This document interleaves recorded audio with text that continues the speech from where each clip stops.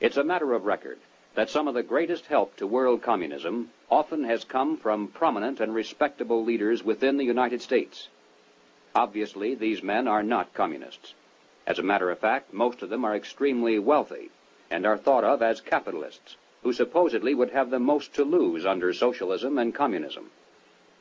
And yet the record is disturbingly consistent, and Americans repeatedly have asked why. Why have some of the richest people in the United States, both in and outside of government, aligned themselves with leftist policies that would appear to be the path to their own destruction?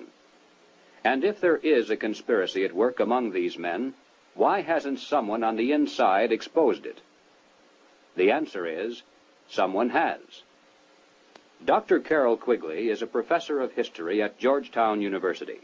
He is the author of the widely used textbook, Evolution of Civilization. He is a member of the editorial board of the monthly periodical, Current History. He has been a frequent lecturer and consultant for such groups as the Industrial College of the Armed Forces, the Brookings Institution, the U.S. Naval Weapons Laboratory, the Naval College, the Smithsonian Institute, and the State Department. Dr. Quigley also has been closely associated with many of the family dynasties of the super-rich. He is, by his own boast, an insider with a front-row view of the world's money power structure. When Dr. Quigley wrote this 1,300-page book of dry history entitled Tragedy and Hope, it was obvious that it would never be read by the masses. It was intended for the intellectual elite. And to such a select readership, Dr. Quigley cautiously exposed one of the best-kept secrets of all time. But he also made it quite clear that he was an extremely friendly apologist for this group, and that he fully supports their goals and purposes. On page 950, Dr. Quigley says, "I know of the operations of this network because I have studied it for 20 years and was permitted for 2 years in the early 1960s to examine its papers and secret records. I have no aversion to it or to most of its aims, and have for much of my life been close to it and to many of its instruments. In general, my chief difference of opinion is that it wishes to remain unknown." Dr. Quigley points out that during the past 200 years, while the peoples of the world gradually were winning their political freedom from monarchies, the major banking families of the world were nullifying the trend toward representative government by setting up new dynasties of political control, but behind the scenes, in the form of international financial combines. These banking dynasties had learned that all governments, whether they be monarchies or democracies, must borrow money in times of emergency, and that by providing such funds from their own private resources, with strings attached, of course, gradually they could bring both kings and democratic leaders under their control. Dr. Quigley believes that people should be more familiar with the identities of these clever banking dynasties. They include such names as Baring, Hambros, Lazard, Erlanger, Warburg, Schroeder, Seligman, the Spires, Mirabeau, Mallet, Fuld, and above all, Rothschild and Morgan. It should be noted that while the Rothschilds and other Jewish families cooperated together in these ventures, this was by no means a Jewish monopoly, as some have alleged. Men of finance of many nationalities and many religious and non-religious backgrounds collaborated together to create this superstructure of hidden power. Its essence was not race, nor religion, nor nationality. It was simply a passion for control over other human beings. Dr. Quigley identifies this group simply as the international bankers. These are not the same as the local commercial bankers with whom we deal in everyday life. International bankers deal not with the general public, but with the industrial giants of the world, with other financial institutions, and especially with governments. The key to their success has been to control and manipulate the money system of a nation, while letting it appear to be controlled by the government. The net effect is to create money out of nothing, lend it to the government, and then collect interest on it, a rather profitable transaction, to say the least. For example, in 1694, international banker William Patterson obtained the charter of the Bank of England, and the power over England's money system fell into private hands.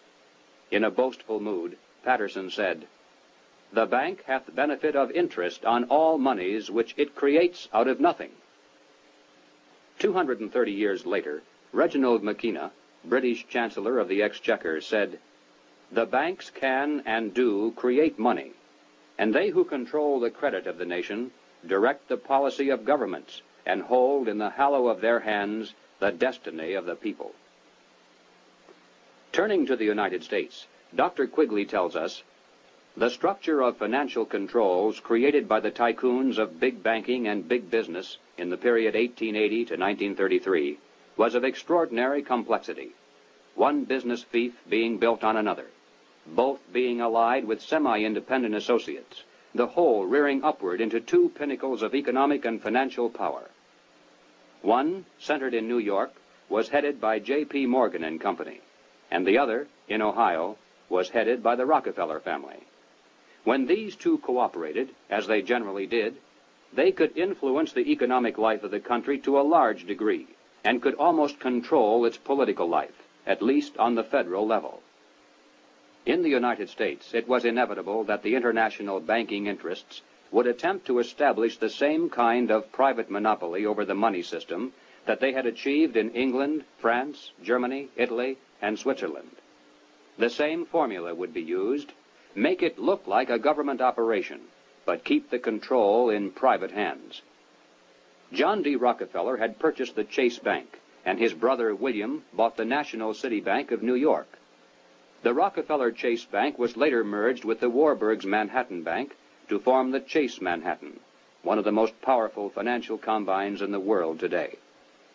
Acting in concert with the Morgan banking dynasty, they spent untold millions of dollars to promote legislation that would grant to them a private franchise over this nation's money system. To sell this scheme to the voters, the monopolists created the propaganda line that the proposed banking law somehow would work against the monopolies. Politicians took up the cry, "Banking reform," and "Down with Wall Street." And then, to make it look convincing, the financial tycoons publicly pretended to oppose the measure, all the while financing it behind the scenes. On December 22, 1913, the Federal Reserve Act finally was passed into law. Something known as the Federal Reserve System came into being, and with it, total control over the nation's money fell into private hands. The Federal Reserve System solely is responsible for creating money in the United States. The Treasury prints only what the Federal Reserve tells it to print. The far greater amount of checkbook money is also determined by this group.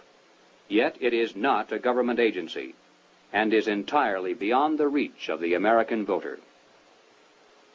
Technically, the stock of the Federal Reserve System is held by 12 privately owned national banks that make up the system. These, in turn, are owned primarily by the private banking dynasties that work so hard to bring that system into being. By law, the 7 members of the Federal Reserve Board are appointed by the President for a term of 14 years each. In spite of the incredible length of these appointments, nevertheless, they're supposed to create the illusion that the people, acting through their elected leaders, have some voice in the nation's monetary policies. In practice, however, every president since the beginning of the Federal Reserve System has appointed only those men who were congenial to the financial interests of the international banking dynasties. There have been no exceptions. When the federal government goes into debt, it borrows that money from the Federal Reserve System. The national debt presently is at the 400 billion mark. Just to pay the interest on this debt, taxpayers are forced to contribute over $20 billion every year. And remember, that is interest on money created out of nothing.